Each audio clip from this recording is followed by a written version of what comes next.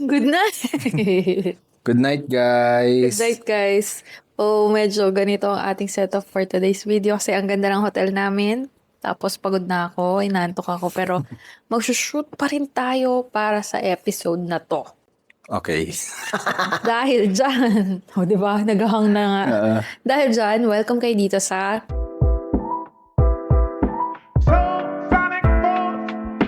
Tara Podcast. This is Jamie. And I'm John. So itong Tara Podcast, ibig sabihin lang nito ay tulog ako raw. Ha? Wala na maisip. Walang kwenta.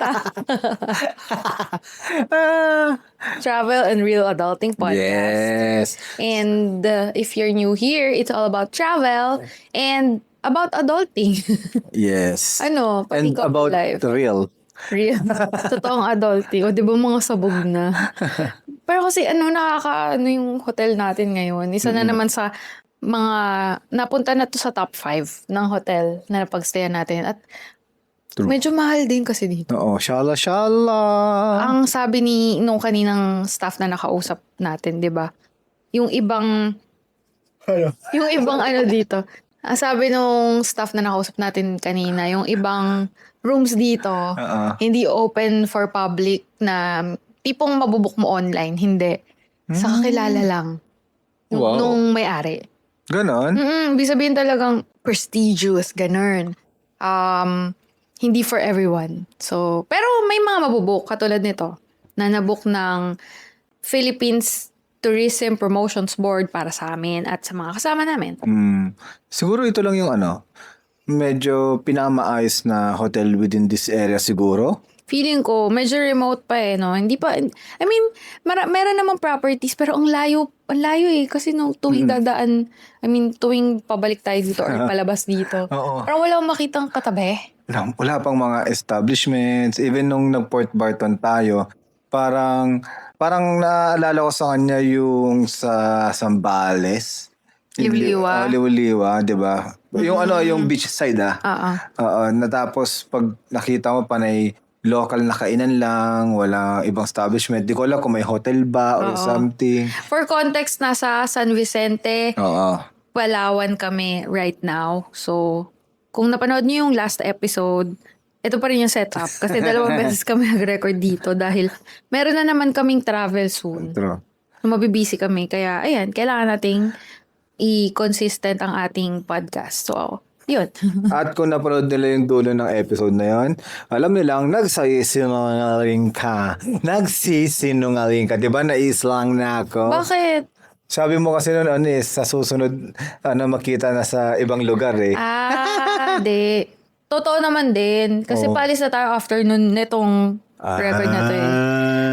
Hahatiin lang natin yung episode sa magkaibang episode. Kaya parang di tayo umalis dito. Oo nga. Grabe. At nakita nyo naman, na kami, di ba? Nakapangtulog na. Kasi naka-dinner na kami, tas nag-konting bonding with friends kanina. Tapos, ayun, saya lang. Saya lang experience na to. Oo nga itong ating first ever TPB invite? Media tour. Invite para makasama sa kanilang media trip or media tour. Sana sana lagi pa tayo ma-invite. Oo. Ako, to be honest. Maganda yun, katulad nung ginawa natin sa past episode ng Tara Podcast. Yung talagang sinabi natin na sana ma-invite tayo, minamanifest. At sinasabi talaga para marinig ng universe at makuha natin. Ang ko naman, parang manifest ngayon or sana, yung wish ko or hoping na matupad, sana ma-invite ulit, paulit-ulit. Paulit-ulit naman. Kasi na-invite na yun. Kasi, parang bagay siya sa atin. Oo. Kasi we're doing this we are already doing this on our own expense eh. Diba? Ganito na talaga yung ginagawa natin even before tayo ma-invite. Like, nagta-travel talaga, ginagastosan yung lahat ng travel expenses from our own money, di ba? Tapos, nagko-content tayo out of it. Ngayon, yung ma-invite at ma-sponsoran ng ganito, is a big plus kasi nga ginagawa na natin siya tapos all expense paid pa. Pero syempre in return, we will also do our job for that kung sino man nag-invite na syempre gagawin natin na i-share sila. Ganun din naman kahit na all expenses paid natin, na-feature din natin yung lugar or gumagawa tayo ng mga contents. Tama. So sabihan natin locally kasi panay internationally tayo di ba? Japan, Korea, so sila nagpapasalamat sa atin sa mga contents natin, di ba? Ngayon naman, hindi naman nawawala sa atin yung locals Nagbaler tayo this year, nag-Iloilo this year, ngayon sa Palawan tayo. Isipin mo, nakatatlong local trips din tayo, ha? Isipin mo yun, di ba? Hindi natin. Iniisip ko. Isipin mo Naisip ko yun. na. Di ba? So bagay nga, tama ka. Tama yung term na sinabi mo. Bagay sa atin ma-invite sa mga ganito kasi yun na rin talaga yung buhay natin. Yun na yung ginagawa natin. Yun na yung core natin. Kaya, ayun, perfect combination. Yeah. Pero kung tutuusin na yung experience dito is feeling ko nasa 20s tayo dahil yung jam-packed schedule. Jam-packed yung schedule namin dito. Grabe. Sabi ko nga kanina dun sa isa sa staff ng inaantok na talaga. Halata ba? Inaantok na kami. So, sabi ko dun sa staff kanina. Nawala talaga. Nawala yung thoughts. Inaantok ka na.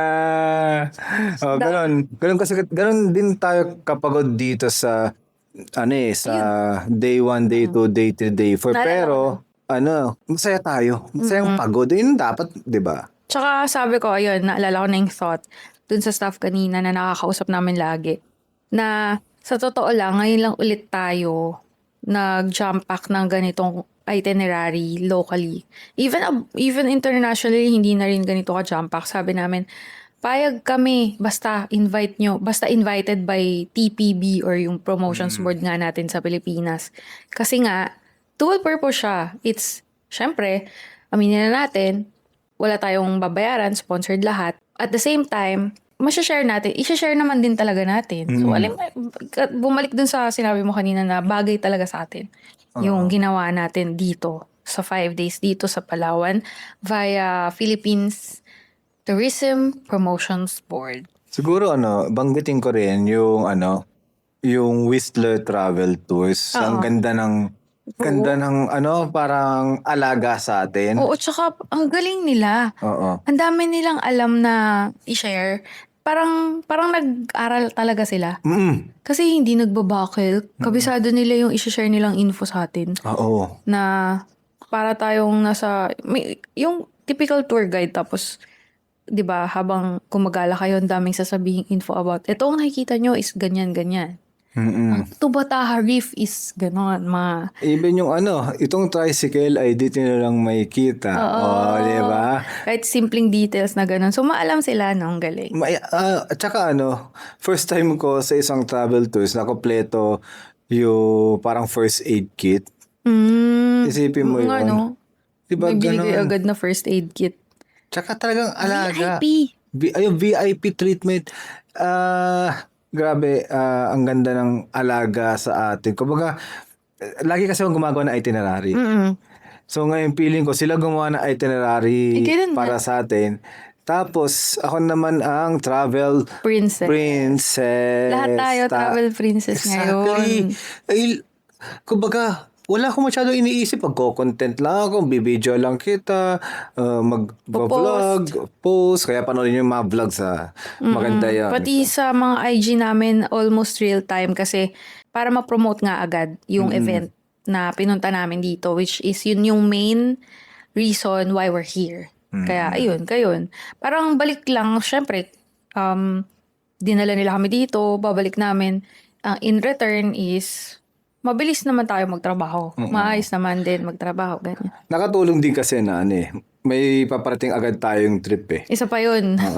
Kasi kung medyo kumbaga may tawag doon. I-delay mo yung mga post.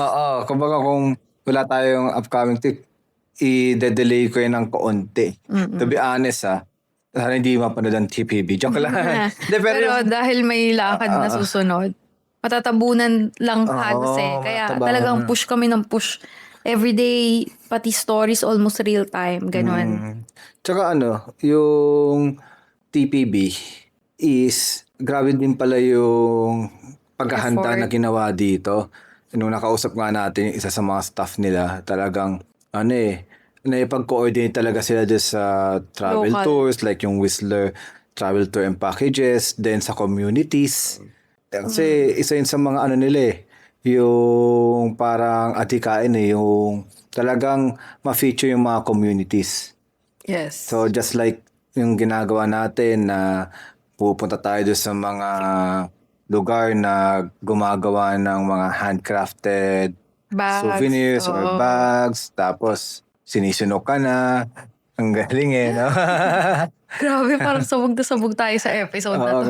Pag may nakanood nito na usual nanonood ng podcast siguro sabihin, mahalata yung difference na, parang bedroom voice na sila. Yung mata nila mapungay na. Totoo, tama kayo. Hindi kami nakainom Hindi kami nag-alak ngayon kasi talagang hindi na kayang isingit. Dapat pala nag-beer na ako kanina para medyo lively ako ngayon no? Pero kasi, nakakatawa kasi baka gawin ko tong episode na to as the TPB experience, tapos pagkapanood nila, parang mga antok na sila. Ganito ba ginagawa nila? Ba't walang energy yung mga kinuha nating mga content creator? Bakit naman naantok na tapos nasa bed na? Kaya, grabe yung energy namin dito sa buong trip Ngayon lang na down kasi this is the fourth day. At saka gabi to Oo. Bakit sabi mo, bakit hindi sa umaga? Kasi bukas ng umaga agad ay aalis kami papuntang Puerto Princesa. Ganun ka-jam pack yung schedule. Di ako nagrereklamo, guys. Di ba? Hindi tayo nagrereklamo. Di ba? Yeah. Hindi reklamo yun. Lahat ng sinasabi namin jam pack is alam namin yung pinasok namin. So, expected namin na ganun. Kaya pinaghandaan namin kahit papano na natulog kami ng maaga nung the past few days, di ba? Tapos, vitamins. Kasi nga alam namin yung pinasok namin na okay, na-invite tayo. Tapos ito yung itinerary. Di tayo dapat magrereklamo. Tanggap tayo kung ano yung ipagawa. Kasi pumayag tayo. Di ba? Tsaka gusto rin namin. Isa pa yun. Sinabi natin yun sa podcast sana ma-invite na tayo. Or diretso pa nga yata yung sabi, invite nyo kasi kami para ma-promote natin ang local tourism. Parang ganun. Yeah. Hanapin mo nga yung clip na yun. Yeah. Something like that Nakakatawa din kasi nga, parang genuine naman tayo na gustong-gusto talaga natin na i-promote yung local tourism, which is, to be honest, is kung out of our pocket, syempre maghanap tayo ng mga murang deals. Di ba? Ito, best example, to be honest, alam ko, narinig ko na rin to sa ibang mga influencer na, lalo na budget travelers. I don't wanna call it influencer pala. Content creators. Travel content creators. Yes. I think si Kuripo traveler yun. Kasi nakaka-experience na rin siya ng mga tourism board, sponsored. Sa ibang bansa. Oo, sponsored tours or sponsored travel mismo, all expense paid. Sabi niya, to be honest, hindi yata siya. Basta may nabasa ata ako sa thread, sorry. Yun. Pero same thought, sabi niya is, kung ako lang as a budget traveler, to be honest, hindi ko afford or hindi ko caring magbayad ng sobrang laki sa gantong hotel. Pero dahil nandito ako sa position na to ngayon, nabibigyan ako ng free hotels dahil sa pagko-content niya. Thankful siya kasi nga as a budget traveler, di niya talaga daw ibubuk yun Pero nabubuk niya na. I mean, nabibigay sa kanya for free.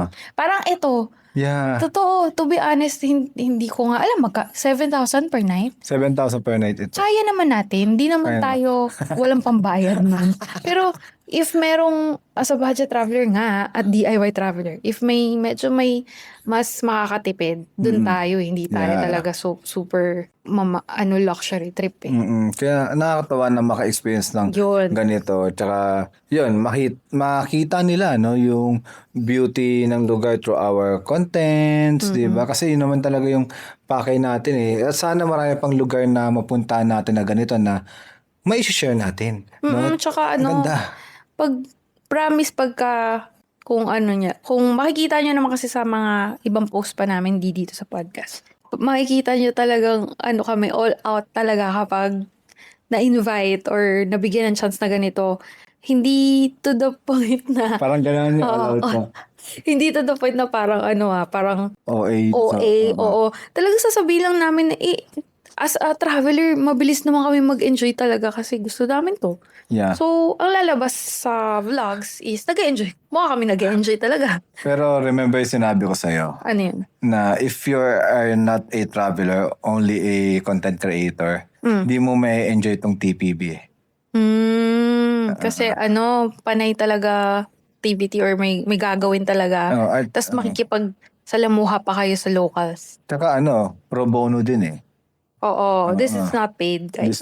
Kumbaga, syempre, yung iba, ayoko niya, wala naman ba, gagawin ko yung mga ganito, yung mga ganito, mga ganyan. Magsusnorkeling, magbabasa sa beach, tapos magpapakontent. Dapat may bayad ako.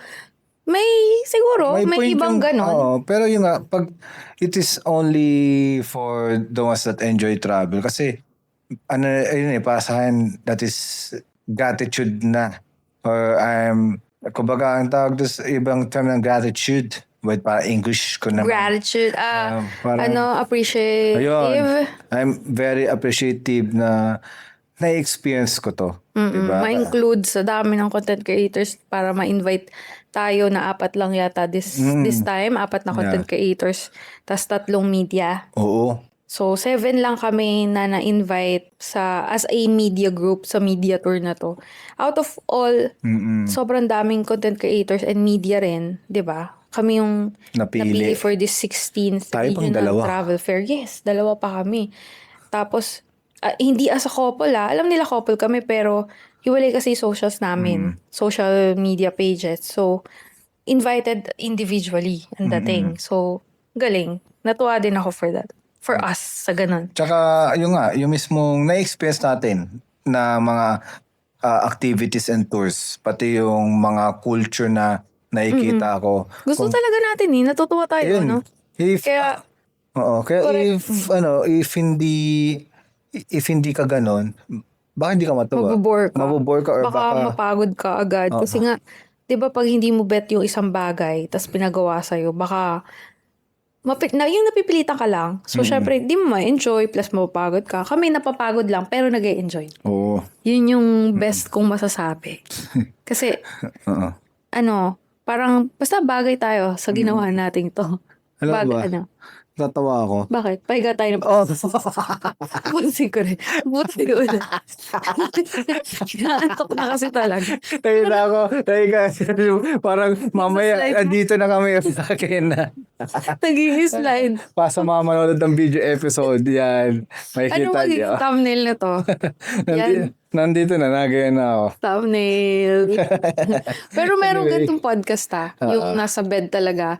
Tapos parang minsan nagpapalit pa nga sila ng pantulog. Pero hindi ganito yung usual setup natin. Alam nyo naman yun if matagal na kayo dito, Taranyans. Pero kung bago kayo, hindi ganito yung usual setup namin. Nagta-travel kasi kami lagi. So ang aming setup ay paiba-iba. So pag walang upuan usually pag wala yung upuan na dalawa sa gilid, wala, bed talaga yung setup. True, oo. Ilang beses natin itong ginawa. Yes, pag walang choice. At dahil dyan, tulog natin. Good na. Anyway, yun nga, natuwa lang kami para to share this TPB experience. So, sa mga hindi po nakakaalam ulit kung ano yung TPB, they're the parang right arm or thumb or parang under sila ng DOT. Yes, under sila ng Department of Tourism. So sila yung promotions board. Yun na yung pangalan mismo. Tourism Promotion Board, yung TPB na ang aim nila is to promote yung mga lugar ng Pilipinas makilala, ganun, to help the communities. Siyempre, ito, quick kwento lang, is nabanggit nga yung San Vicente. Ang San Vicente kasi parang ang bumubuhay dito sa syudad na to is tourism. Yun yung main nila, so kabuhayan. The more the people that comes here sa San Vicente, mas lalong uunlad yung bayan nila. Kasi, natural resources to eh. Marami. Yes, they can fish, but they can't, parang... Hindi kaya na yun lang. Oo, di rin pwede magtanim lang, di rin pwede mag-illegal mining dito kasi the Preserve. trees here are precious. Lahat ng makikita nyo sa lugar na to is parang preserved talaga. Kaya ang main source nga nila talaga is tourism daw. Kaya, yun. Kaya parang it's our duty din dahil na-invite nga kami rito. And na-try namin. Yeah. Personally, yung San Vicente and Puerto Princesa. Kaya it's our duty to promote and Come here. Invite you all, 'di ba? Kapag may chance kayo to try this place and experience this place, malay nyo, magustuhan nyo, mag-comeback kayo. Yun yung nila eh. Yung slogan nila. Yung slogan nila, come back. Comeback. CBCB. Kasi pag once you go to Palawan daw, kakambak kayo. Ganun. Well, totoo naman yun kasi ilang Naka-3 na kami dito. Pang-apat to. Pang-apat to. Tapos yung isa sa Coron kasi. So, ang daming lugar dito sa Palawan na talagang pwede pang mapuntahan for tourism. Yan. Kita nyo gaano kami ka-passionate, di ba? Kunyari, ma-invite kami. For example lang naman, sasabihin ko na to para marinig ng universe at ng lahat na manonood.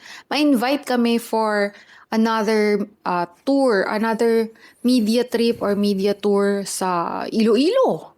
Kunyari lang naman, no? Di go, ganito ang ating gagawin. Ipopromote talaga natin yan. All out tayo, lahat ng maganda ma-experience namin, share namin para makita ng iba at baka ma-inspire pumunta. At, Or hindi lang yun, dagdagan ko pa. Malay mo naman, tourism board pa ng ibang bansa. Yes. Siyempre, as parang favorite namin is Japan, alam nyo na yun. And right now, paglabas pa nito, nasa Japan tayo. Diba? Nasa Japan na naman kami. 11th trip. 11th trip sa Japan. Pauwi na ngayon.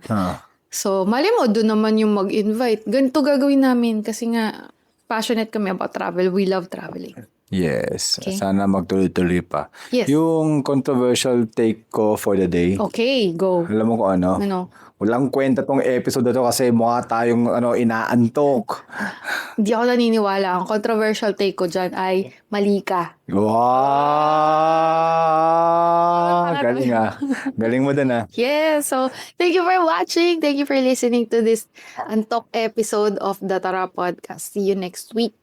Okay. Bye. Bye. Tulog na kami.